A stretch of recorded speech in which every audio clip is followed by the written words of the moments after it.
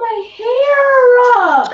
Hey everybody, this is Lorelia, and tonight I'm coming to you with a rather quick video.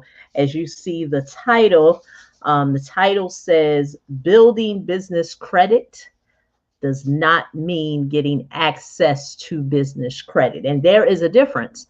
And so I'm going to talk to you about that tonight. I'm going to talk about why many real estate professionals or investors as well as business owners are not getting the results that they want to get when they are trying to get business credit.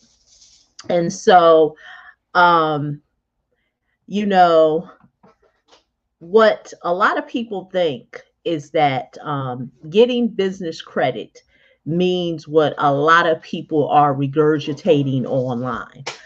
They think it's a process in terms of let me get the net 30 trade line accounts, the vendor trade line accounts. Some people say vendor trade lines, net 30 trade lines. Then they elevate to store cards, and then they elevate to cash and credit. That is the evolution that 90% of the people are regurgitating online. A person can watch about, I say, about three or four, maybe even five videos on YouTube or on, some social media platform and claim to be a person who can help someone get business credit. But that doesn't mean that the person who's looking to get access or obtain business credit is going to get it. It's two different things. Don't get me wrong. Do vendor trade lines have a place? They have a place. It depends on what type of business you're in. But a lot of people that I work with who are real estate investors or business owners, they're trying to get access to cash and credit lines, whether that's credit cards, whether that's lines of credit, and whether that's loans. And so there is a process that a person would need to go through in order to get that. And that ain't the process. The process is not net 30, vendor trade lines, store cards, and then cash and credit. That process appeals to people who have bad credit. I'm just going to call it what it is. It's a process that appeals to bad people. I mean, people with bad credit or challenge credit. Because let me explain to you. I was recently having this conversation with someone, and they said, it's interesting that so many people really believe that in order for them to get access to cash and credit lines, they really need to do what it is that everybody is promoting online. I was having this conversation with a client of mine, and he was saying that when him and I was talking, he said it's really sad that this information is being spewed, and regurgitated over the internet. And my response to him was the reason why it seems like that is the process in order to get access to cash and credit is because think about it. When a person tells you that in order to build business credit, you have to start with vendor trade lines. If you've ever tried to obtain a vendor trade line, whether it's from Uline, Granger, or the many others that are out there, what did you notice? You noticed that it immediately happened. There was an immediate result. And see, what happens is that many people really think that the process that it takes to be able to get access to real funding is immediate. And don't get me wrong, for some people it is immediate. If some people have been doing what they were supposed to do in terms of how they set up their business, how, they're a good financial steward of their finances. The money can be immediate. But for some people, there is work to do. And see, that doesn't appeal to the masses. That's why you got a whole bunch of people online wondering, how am I going to get to the cash and credit? How many vendor trade lines do I have to get? When? I have conversations with people on a regular basis who are like, I've been doing this vendor trade line thing for a minute, Lorelia. I've even elevated to the store credit cards, but I still am not getting cash and credit. How are you able to work with people, because those are real testimonials where you're helping people get real access to cash and credit? Because I'm not doing what the masses are telling you all to do. No one is doing that. The thing is that most people don't know the game. It is a financial game that people do not know. Hey, what's up, Curtis? Yes, okay. Curtis is saying good personal credit, good business practices. Exactly. That's what it boils down to. But unfortunately, what appeals to people is that I can have a business making no money. I don't even have a job generating any type of income, and I have challenge credit or bad credit. I hate to say bad credit, so I say challenge credit. And then I think that some way or the other, there's going to be a windfall of money that's going to fall in my lap. That's never going to happen.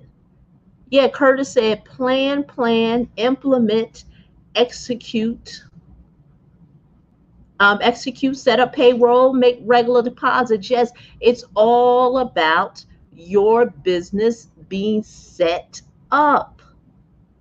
It's not what people are telling you all. That's why you have a whole bunch of people who are trying to figure this out. I've recently had a consult last week, and the person said, "Wow, the information that you're sharing, I never looked at it like that." And I said, yeah, because most people aren't teaching it like that. You even have some people who are personal credit professionals. Don't get me wrong, they know personal credit. I'm not going to knock that, but it doesn't mean that they can help you get access to funding.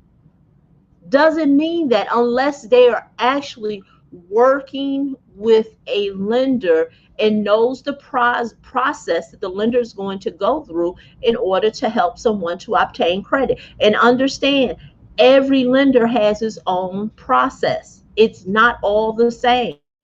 It's not cookie cutter. You can't think that if you go to one lender, it's going to be the same with another lender. Oh, I forgot.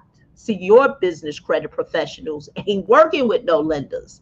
What they telling you all is like, hey, go to this website and try to get this type of credit card, and you're going to fill it out like this, and you're going to put this information, and if you don't get access to what you're looking for, contact the reconsideration department and explain to them why you should get the credit that you're trying to get. That's what people are selling people on. They don't have no relationships with these companies. So they're just saying, hey, this is what I did. This is what I did to be able to get business credit. So I'm going to show you how to get it. And that, my friend, is why a lot of real estate professionals that I talk to have no idea that they can leverage credit to be able to do deals, that they can leverage business credit to handle the soft costs or the hard costs or any ancillary costs that has to do with real estate.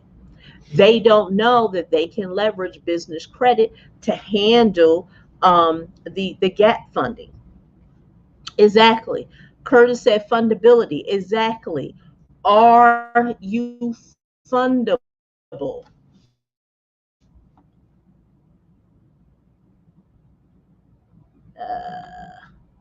Yes. Are you fundable? That's why I tell people 90% of the people come to me, they are not fundable. It is what it is. And then people say, oh, what does my credit score have to be? It doesn't have to be no credit score. Last week, I had my biweekly session that I have with clients, and I showed them the profile of someone who has a high credit score, and through the audit that I take clients through to be able to know if they're fundable. The example that I gave, person had A1 credit, all high 700s. They were not fundable. They were not fundable.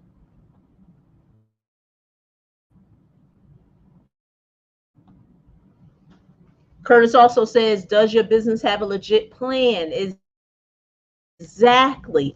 Because lenders want to know what you're going to do with the money. Ain't nobody just giving out no free money just because. And that's what a lot of people don't realize. But you best to believe these banks are. So ain't nobody going to just give you no money. Like I said, your business ain't generating no income. If you're a real estate professional, you're not doing much in real estate. Then on top of that, you don't have the best credit. And then if you have a job, you're not making much money. But you think that there's a windfall of money that awaits you. And that's why building business credit don't mean you're going to get access to funding. Doesn't mean it. And that's why you have a lot of people who can't figure it out. They just can't. But what I'm going to do is this Friday, if you are on my email communication list, you go to www.helpmegetbizcredit.com. I'm going to be doing a free webinar, and I'm going to be talking about how your business needs to be set up, to get to the real cash and credit for 2021. If you are a real estate professional, I'm doing this strictly for my real estate professionals. If you're truly trying to figure out how do I leverage credit to be able to build business credit and and do more deals, you need to be on this webinar. So Curtis said coaching and mentorship. Let me get it up here.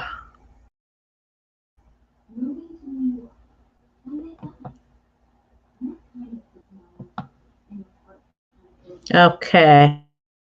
So Curtis said coaching and mentorship can be expensive. And this is my response to that. What is more expensive is not the coaching and mentorship.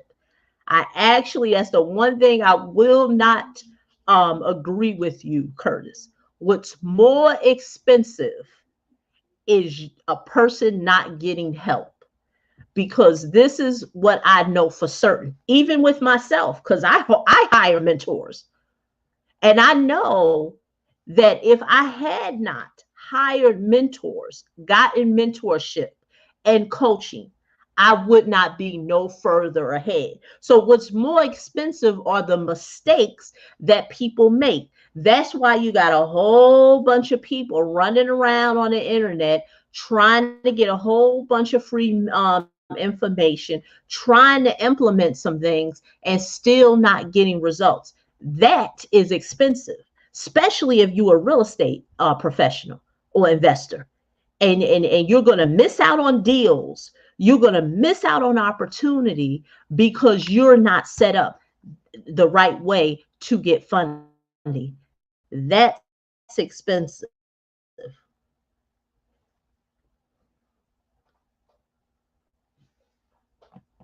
Exactly. So I have to agree with Curtis when he says quality is not free, quality results. And so if I understand him correctly, exactly, things that are